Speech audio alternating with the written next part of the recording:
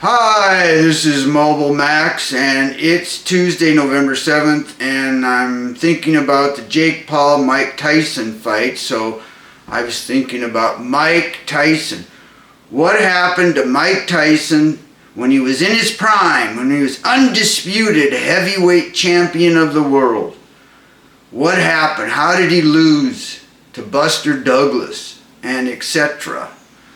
Well, I have a theory on this, but I don't have any evidence or anything. I just like to think about things, and here's one of my theories. Anyway, Mike Tyson was a virtual Tasmanian devil. In 1985, he fought 15 times. In 1986, on his 28th fight, he fought 13 times in 86. On his 28th fight, he knocks out Trevor Berbick to become the first of his heavyweight titles. Whirlwind of speed and power and destructiveness, unseen in any time before. This guy was just indestructible. I mean, everybody he fought, he'd just knock them out. I mean, big, strong, great boxers, just destroy them. Most of his fights ended in a knockout. Well, here's the thing. Lou Duva and Dan Duva, the trainer and promoter of Evander Holyfield, knew that they could not defeat Mike Tyson in his prime. So they had to figure out a way to defeat him and diminish him before he was to fight Holyfield, or maybe not fight him at all. And Buster Douglas was like a total setup, which happened in 1990. Buster Douglas, a fighter who was a 42-1 underdog to Mike Tyson. Mike Tyson did not take him seriously. It's rumored that Mike Tyson partied the night before the fight. He was having troubles with his wife, Robin Givens, and he was suited up with Don King and had just lost his longtime trainer, Kevin Rooney. At any rate, Buster Douglas had to be a ringer. He had to be a conspiracy between him and the Duvas to train him, especially to beat Mike Tyson. They fought it in Japan. Buster Douglas was able to do many things in Japan that he probably couldn't have done if he fought in the States. One of them was when Mike Tyson would get close, he'd wrap his arm around his neck and push down so Mike couldn't get to him when he was on the inside. No doubt, Buster Douglas fought a great fight and was in the best condition of his life. At any rate, he knocked Mike out in the 10th round, I believe. Not before Mike had actually knocked him down in the 8th round with an uppercut. But at any rate, Mike got knocked out in the 10th round by Buster Douglas. So Buster Douglas became the undisputed heavyweight champion. What was his next fight? His very next fight was with Evander Holyfield. And what happened in that fight? Well, I saw Buster Douglas didn't even hardly train for this fight. He gained a bunch of weight.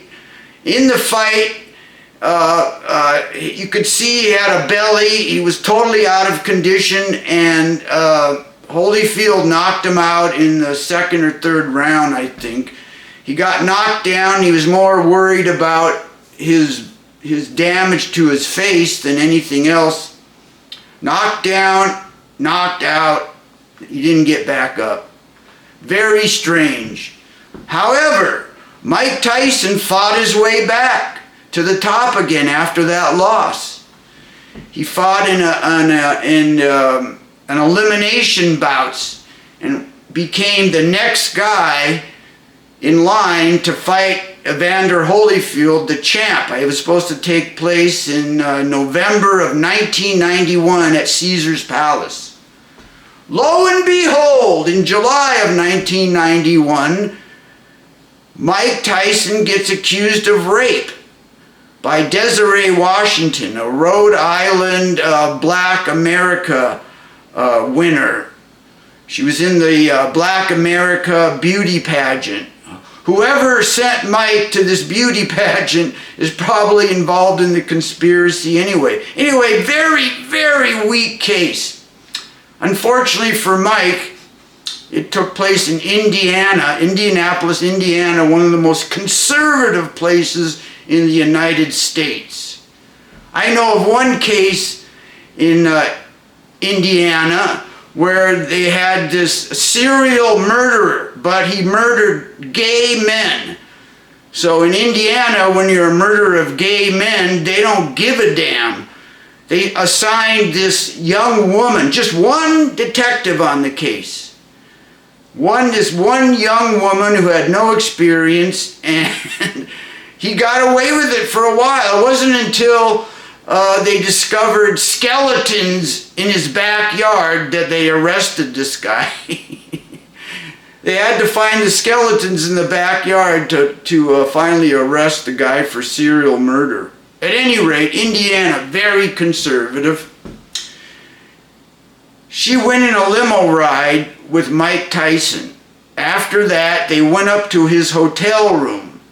She claims he propositioned her while they were sitting on the bed, and she decided to leave. But before she decided to leave, hell, you would think if she was scared and wanted to get the hell out of there, she would have just got up and left, get out of Dodge, you know. But no, she didn't do this. She went in the bathroom first. And do you know what she did in the bathroom? She took her panty shield out of her pants, of her panties, the panty shield. She removed it and threw it in the trash. Why? Why would she do this? Supposedly, she claims after she removed the panty shield out of her panties and threw it in the trash, she entered the room where Mike Tyson attacked her. But, I mean, just the mere fact that she was in his hotel room and he's a young, strong, famous man, I mean, there had to be some amount of teasing involved here, but the fact that she pulled her panty shield out throws a big wrench in the case. I mean, anyway, I don't think Tyson's a defense attorney even asked her about that. In fact, Tyson's defense attorney was terrible. He didn't do a lot of things. And Mike Tyson and the jury had like super conservative people on it and stuff. I mean, it was like they were out to get him. At any rate, they did get him. He was convicted of the rape and sentenced to 6 years. So I guess his Evander Holyfield heavyweight title fight never took place when he was in his prime. It was until many years later when his skills had diminished greatly after spending time in prison and whatnot. I think he spent 3 years in prison. At any rate, he was much older, and definitely, even though he was still a great fighter, his skills had definitely diminished from the time he was younger and undefeated. I mean, when you're undefeated, you have got the eye of the tiger. But not only was he not undefeated, it was many years later that he fought Holyfield, and he lost twice, but I think it was all a giant conspiracy against him when he was young. All right, that's all I got to say. Thank you.